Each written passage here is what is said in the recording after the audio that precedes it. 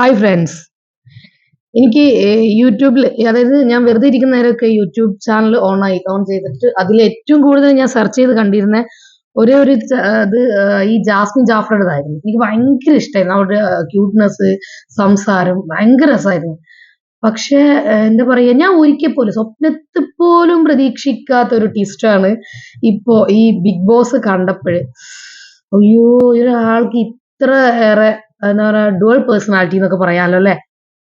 ഇങ്ങനെ ഇങ്ങനെ ഇതാണ് ഇപ്പോഴത്താണ് ഒറിജിനൽ തോന്നുന്നത്. കാരണം ഇപ്പോഴാണ് വായന്ന് വരുന്നത് മാത്രമല്ല, എന്തായിരുന്നു വർത്താനോ. ഞാൻ എന്റെ മുടി കാണിക്കില്ല, ഞാൻ മുടിയൊക്കെ കാണിക്കൂട്ടോ, ഞാൻ മുടിയൊക്കെ കാണിച്ചിട്ട് വീഡിയോ ചെയ്തിട്ടുണ്ട്. പക്ഷെ ഞാൻ എന്റെ മുടി കാണിക്കില്ല. പിന്നെ അത് കുറെ ആ സ്റ്റേറ്റ്മെന്റ് മാറ്റി പറഞ്ഞു. എനിക്ക് അന്ന് തോന്നിയതാണ്. ഓക്കെ, കുഴപ്പമില്ല, പോട്ടെ. മുടി കാണിച്ചിക്കണ് അല്ലെങ്കിൽ മോഡേൺ ഡ്രസ്സ് ഇട്ടിക്കണ്, അതിനൊന്നും വലിയ പ്രശ്നമൊന്നും, അതൊക്കെ അവരവരുടെ ഇഷ്ടമാണ്.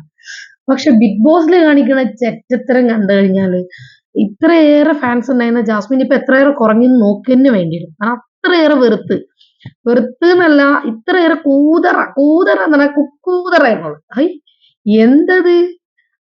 നിങ്ങൾക്ക് ആരെങ്കിലും ഒക്കെ ഇപ്പോഴും ജാസ്മിന്റെ വീഡിയോസ് കണ്ടിട്ട് ലൈക്ക് അടിച്ചിട്ടൊക്കെ പോകുന്നുണ്ടോ?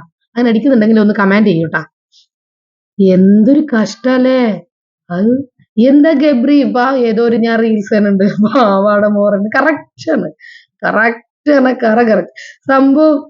എന്താ പറയാ, ജിൻഡോ നല്ല കളവ് പറയുന്നുണ്ട്, നല്ല നുണ പറയുന്ന ഉസ്താദാണ്. പക്ഷെ അത് രസമുണ്ട്, അതായത് നമുക്ക് എന്റർടൈൻ ചെയ്യാൻ പറ്റുന്നുണ്ട്. പക്ഷെ ഇവരെന്തത്, എന്താ റിസോർട്ട് പോയതോ അതോ വല്ല വേറെ വല്ല ആവശ്യത്തിന് പോയ പോലെ ഉണ്ട്. ചെറ്റത്തരം. അയ്യേ, ഒരിക്കലും ഒരാൾ സപ്പോർട്ട് ചെയ്തു അവൾക്ക് ഇപ്പോഴും അവളിൽ പിടിച്ചു നിൽക്കുന്നത് എങ്ങനെയെന്നാ. ഇതൊക്കെ പുറത്തിറങ്ങി കഴിഞ്ഞാൽ കാണാം. എന്ത് ഇഷ്ടായിരുന്നു എനിക്ക്. ഹൗ, ഇപ്പൊ അന്ന് അത്ര അധികം ഇഷ്ടപ്പെട്ടിരുന്ന ഇപ്പോ അത്രയേറെ വെറുത്തിട്ട് ചവിട്ടിത്തേക്കാനാ തോന്നുന്നത്. അത്രയ്ക്ക് വെറുത്ത ഒരു ഇപ്പൊ യൂട്യൂബർ ഉണ്ടാവില്ല. ഏതായാലും ഓക്കെ, ബൈ. അങ്ങനെ കണ്ടിട്ട് പറയുന്നു.